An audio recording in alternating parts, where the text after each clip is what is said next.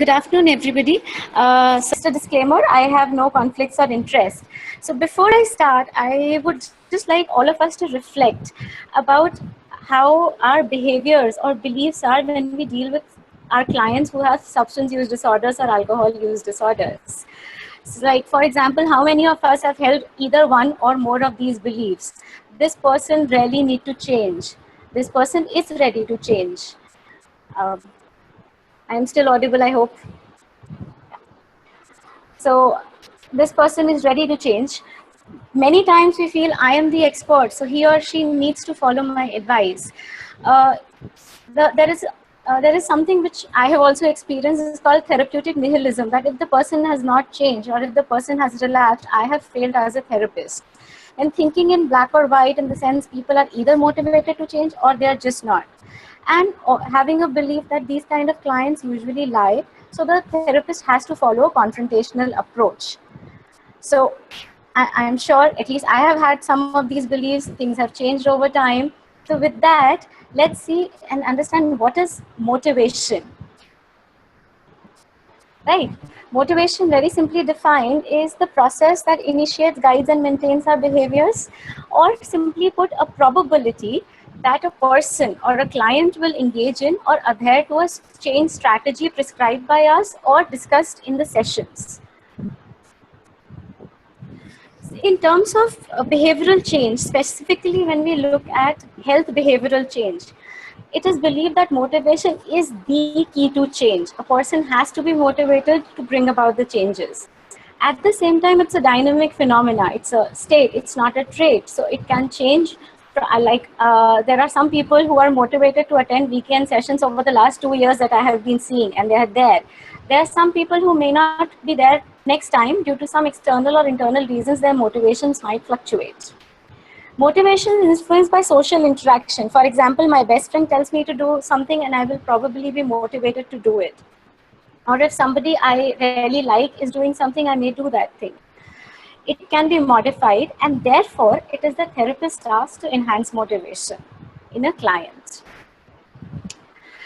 With that, let's understand, like Prochaska and De Clemente in 1980s, 1990s gave the trans-theoretical model of change, which is also known as stages of change, which kinds of elaborate about how a person with specifically with substance use disorder kind of goes from different stages of motivation from one stage to another. It's like a cycle. So a person may be in a stage of a pre-contemplation where the person says that I am just not, I don't have a problem, I don't think I need help. For example, in this patient, we saw that initially she didn't feel she needed help.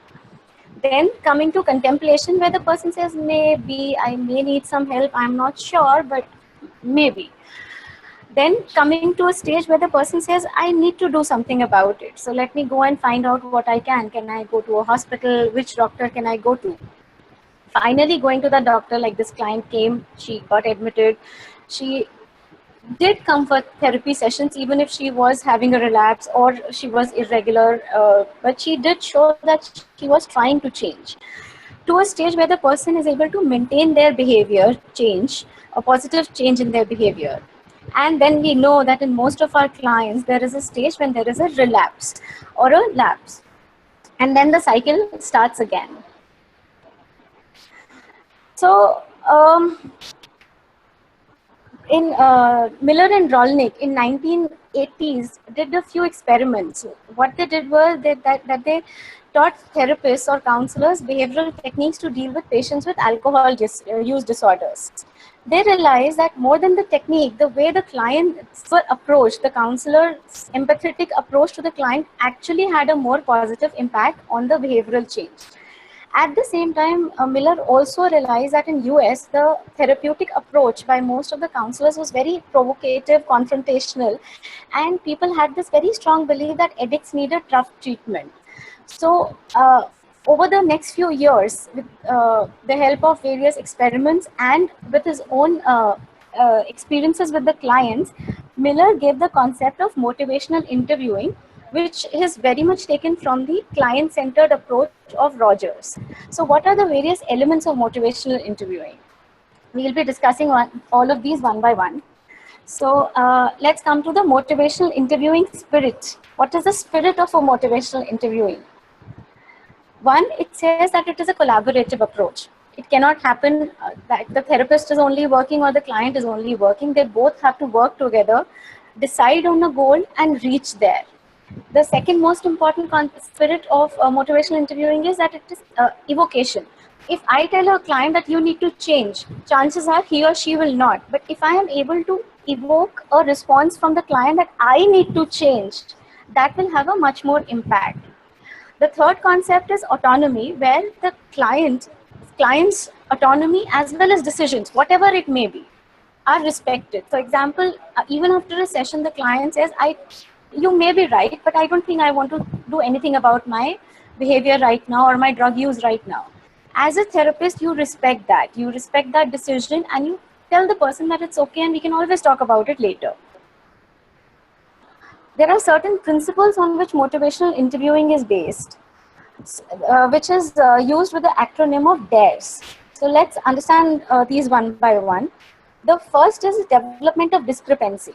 It's basically that one assumes that if there is a discrepancy between what the person is doing currently and what their goals in the future are, and if the therapist can point to that discrepancy between the current behavior and the future goals, it will motivate change.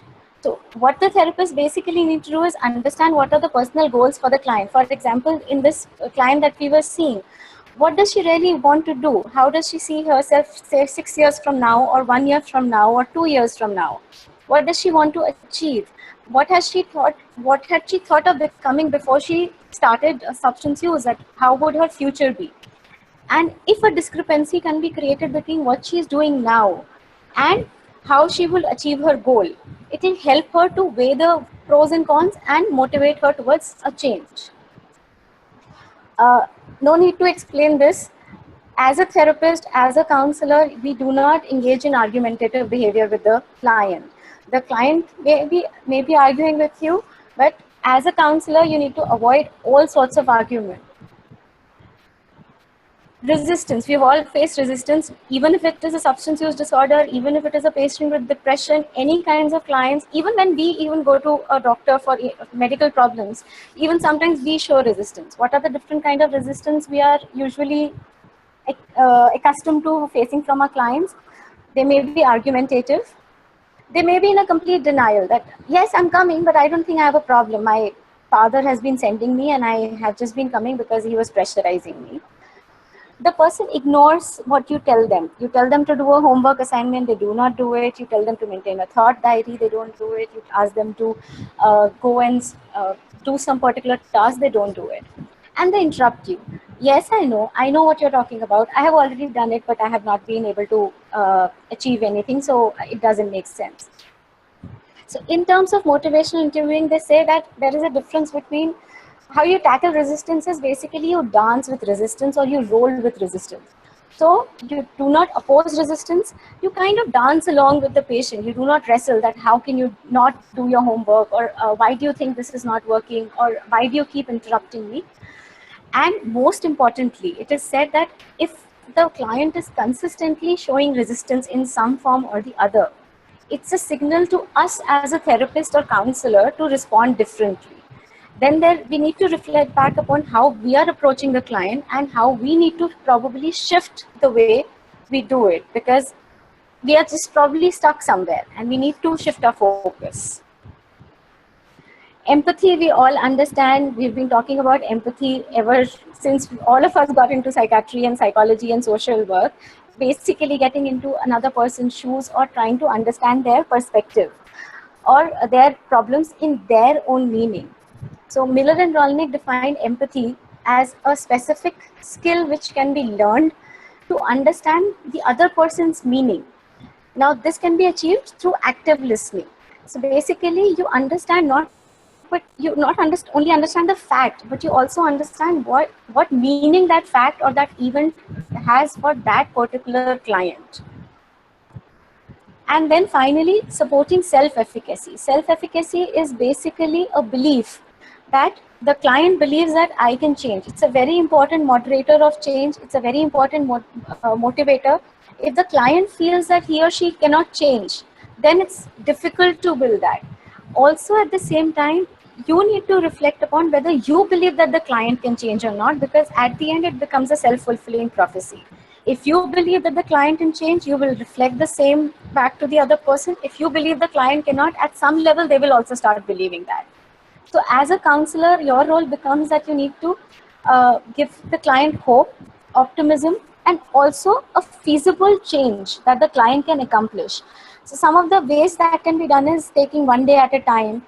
At times, the counselor can bring in the previous achievements of a counselor, which can be anything. It can be a small thing at school which the client achieved. Maybe he or she came first in a race which he or she never thought he would be able to. They achieved some trophy. Or I had a client who, with pathological shopping, she uh, she had this thing that she raised her children very well. She used to teach them till they finished school, and they're right now both the girls are very well settled. So this was one achievement that when I brought out, she actually felt that yes, I can accomplish things if I want to. Then also giving examples of success stories of, say, other clients who are in similar situations, that if they can do it, you can do it too. So again, summarizing the principles of MRI is DARES, which is developing discrepancy, avoiding arguments, holding with resistance, expressing empathy, and supporting self-efficacy. Moving to the skills that a counselor requires, or the way a counselor needs to approach a client for motivational interviewing. So the acronym is OARS. So it stands for open-ended questions, affirmation, reflective listening, and summarizing. Open-ended questions are, we all understand that they are the questions which are difficult to answer with a brief reply or a simple yes or no answers. So uh, for example, if I ask somebody, what is your name? Uh, that's a closed-ended question. If suppose I ask somebody that, how did you start your substance use? That's a open-ended question. So these are the open-ended questions are very good conversational starters or door openers where you encourage the client to talk. So if suppose I ask the client that, did you drink again? That can be answered with a simple yes or no. But if I ask the client what happened when you drank again that day, the client would need to explain that in a more detailed way. So it's very important when you're doing a motivational interview, the questions need to be as open-ended as possible. Affirmation is basically affirmative statements which recognize that a client has certain strengths and which acknowledges behaviors that will lead to positive changes. A lot of times in therapy sessions, we are focusing on the negative aspects of a client's life, of the client's behavior, and the client is doing the same. Yes, I did that bad. Yes, I did that. I was a bad person. Oh, yes, I've been using. We most of the time forget to bring out their strengths. So some simple examples can be that I appreciate that you're willing to talk to me. I am happy that you came for your session. You really, if a client possibly had a situation in which there could have been a potential lapse, but there wasn't. So you really handled yourself well in that situation. Or for example, if the client had a lapse but came back to you. So it's okay if the lapse happened, but I'm very happy that you came back to me at a very good time. Or if the client gives you a suggestion that, hey, I can do this if I have a craving. So that's a very good suggestion. Let's see and let's try and implement it. Now, this is one of the most important skills in counseling. All of us need to, this is a skill which you learn. It's basically a active listening. So you don't only listen to what the client is saying, but you also listen to what the client is not saying. So basically their verbal, what they have said, as well as taking care of their non-verbal behavior. So for example, if the client tells me that he or she is okay, but they're absolutely fidgety, and if I just hear that they're okay, I'll probably miss out on a lot of information. So during a counseling session, some of the various types of reflective listening that we can use is a simple reflection, wherein the therapist acts as a mirror.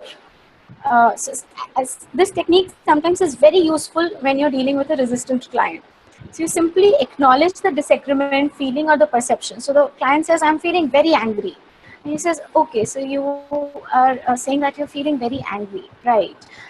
The client will continue talking. So it's not obviously after each statement, but at certain times where you think the client is stuck, it's good to reflect back what they have said in their own words. Then a second type of reflection can be a double-sided reflection where you capture both sides of the ambivalence. For example, now a client may say that I don't want to leave alcohol. I'm absolutely fine with that. My, my wife is not very happy, and my life is just not great. So a double-sided reflection can be, so what I understand is that you're not sure you want to leave alcohol, but at the same time you feel your life is not going great. So you kind of capture both the sides of ambivalence and reflect it back to them. A third type of reflection can be amplified reflection, where you exaggerate the disagreement, feeling, or perception. So the client says, "I'm feeling unhappy with my life," and you say, "So you're saying you are so unsatisfied with your life that you just don't know what to do about it, or it is just so miserable. I mean, you feel so miserable all the time. You feel so unhappy."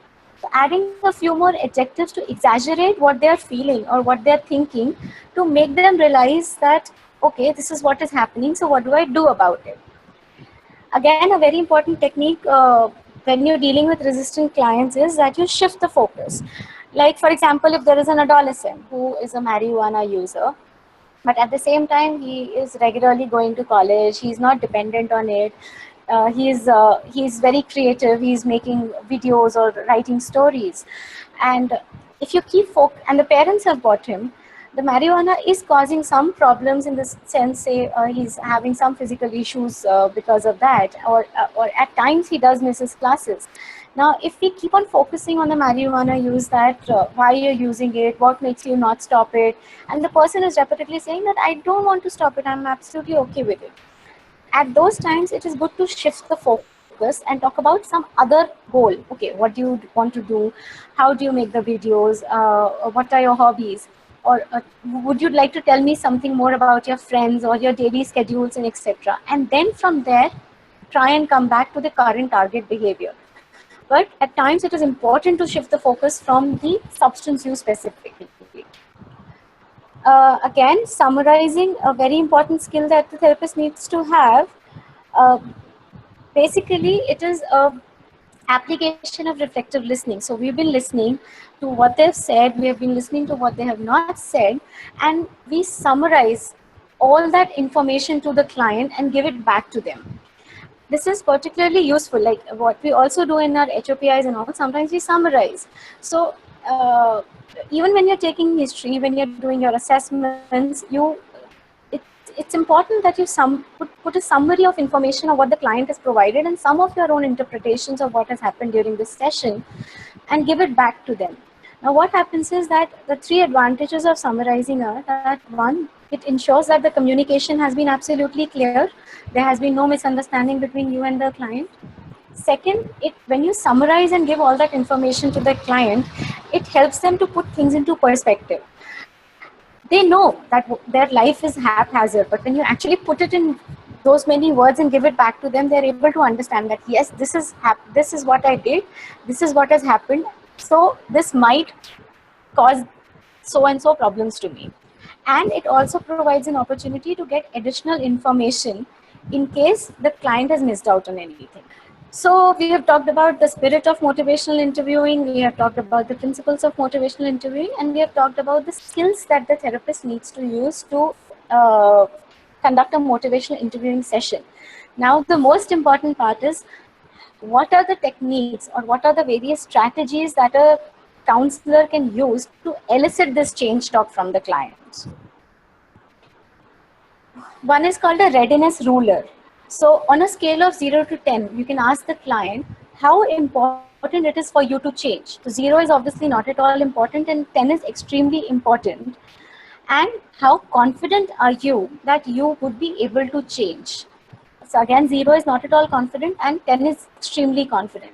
Now in both these rulers, once the person has marked, suppose the client has marked a 6, you can ask a probe that why did you not choose a lower number? Why was it not 3 or 2? Or what would it take you to get you to a higher number? So 6, fine, it's important for you to change, it's about 6. What would it take to make it a 9? If suppose your confidence level is only at 5, what would it take to make it at a 8? So these are the probes you can do to ask the client about what they can do to bring about the change. A second very important component is giving a feedback. Now, feedback is not simply telling the client that this is different from psychoeducation, in the sense that psychoeducation, you tell the client what alcohol or what other substances can do to them. But when you give a feedback in motivational interviewing session, it is a very personalized feedback. So when you've taken the history from the client and you have assessed the client in your sessions, you have understood what are the various complications of substance use or alcohol use has had for that particular client in terms of their health, in terms of their social relationships, in terms of their family relationships, in terms of their occupation, in terms of their financial liabilities, as well as if there have been any legal issues. So taking those examples and kind of preparing a summary and giving it back to the client will help the client reflecting back or having a perspective into what drug use has done to their lives. Again, I will emphasize here the very important aspect is a personalized feedback and not just a general information about the negative consequences of alcohol or substance use. A third strategy for eliciting talk change is called decisional balancing.